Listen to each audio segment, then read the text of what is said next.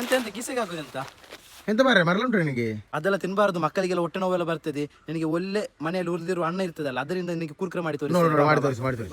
ಬಡಾಯಿ ಬಿಡ್ಬೇಡ. ಇಲ್ಲ, ನಾನು ನಿನಗೆ ಮಾಡಿ ತೋರಿಸ್ತೇನೆ ಬಾ. ಮಕ್ಕಳಿಗೆ ನಿಮ್ಮೆಲ್ಲ ಅದೆಲ್ಲ ಕೊಡಬಾರ್ದು. ನಿಮ್ಗೆ ಒಳ್ಳೆ ಕುರ್ಕುರೆ ಮಾಡಿ ನಾನು ನಿಮ್ಗೆ ಕಳಿಸಿ ಕೊಡ್ತೇನೆ, ಅದೇ ಮಾಡಿ ಕೊಡ್ಬೇಕು. ರೈಸ್ ಯಾಕೆ ತಗೊಂಡು ಬಂದಿದ್ಯಾ? ಇದರಲ್ಲೇ ಇರುದು ರೆಸಿಪಿ, ಅದೇನೇ ಗೊತ್ತಿಲ್ವಾ? ತೋರಿಸಿ. ಇದು ಮಿಕ್ಸಿ ಜಾರ್ಗೆ ಸ್ವಲ್ಪ ಗ್ರೈಂಡ್ ಮಾಡಿ ತಗೊಂಡು ಬರೋದು, ತೋರಿಸ್ತೇನೆ. ಎಂತ ಇದು ಮಣ್ಯ? ಅಲ್ಲ, ಅದು ಗ್ರೈಂಡ್ ಮಾಡಿದ ಅನ್ನ, ಕಡಲೆ ಹುಡಿ ಮತ್ತೆ ಸ್ವಲ್ಪ ಮೆಣಸಿನ ಹುಡಿ, ಸ್ವಲ್ಪ ಉಪ್ಪು ಹಾಕಿ ಮಿಕ್ಸ್ ಮಾಡ್ತೇವೆ. ಆಯ್ತು ಆಯ್ತು. ಎಂತ ನೋಡ್ಲಿಕ್ಕಿಲ್ಲ, ಎಣ್ಣೆ ಬಿಸಿ ಮಾಡುದು, ಎಣ್ಣೆಗೆ ಬಿಡುದು. ಅಷ್ಟು ರೆಡಿ ಉಂಟು, ಎಲ್ಲ ರೆಡಿ ಉಂಟು. ಬಾಬಾ, ನಿನಗೆ ಪೂರಿ ಪೂರಿ ಈಗ ತಿನ್ನಿಸುವುದೇ.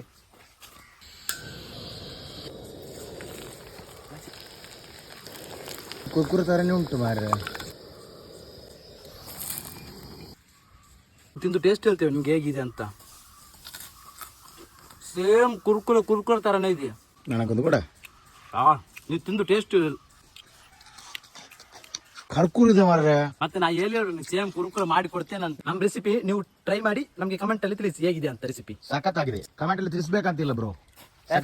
ತಿಳಿಸ್ಬೇಕಾ? ಬಾಯ್ ಬಾಯ್. ಗೊತ್ತಾಗ್ಬೇಕಲ್ವಾ? ಬಾಯ್ ಬಾಯ್. ನಿನಗೆ ಮಾತ್ರ ಗೊತ್ತಾ? ತಗೊಂಡು ಹೋಗುದಾ? ತಗೊಂಡು ಹೋಗುದಾ? ಹಾ, ತಗೊಂಡು ಬಾಯ್. ಇಲ್ವಾ, ಬಣಲೆ ತಗೊಂಡು ಹೋಗು, ಖಾಲಿ ತಿಂದ್ರೆ ಸಾಕಾಗಲ್ಲ. Okay guys.